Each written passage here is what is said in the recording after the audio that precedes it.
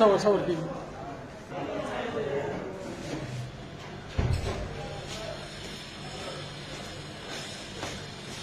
السلام عليكم ورحمة الله وبركاته.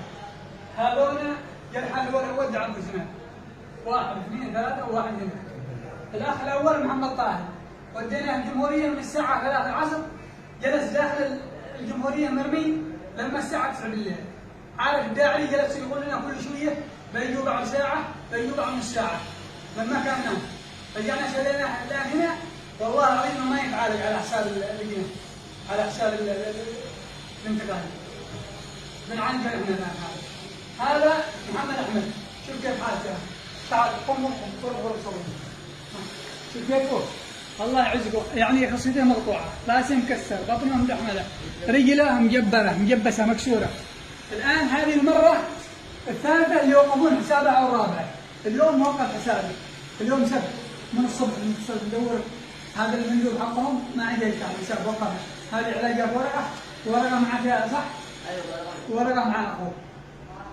يعني هنا مرميين هنا كل ما جاء يوم وقفوا الحساب. ليش وقفوا الحساب؟ يعني بالله عليك عالي قريب يوري له راحه.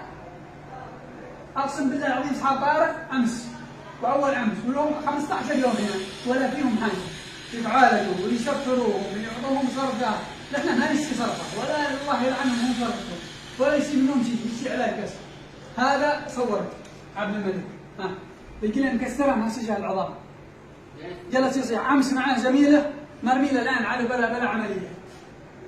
خاف الله يا جماعه، اهتموا بالجرحى اقل شيء. هذول الرجال اللي بيدخلوا الصندوق حقهم، هذول الرجال اللي ماسكين الصندوق.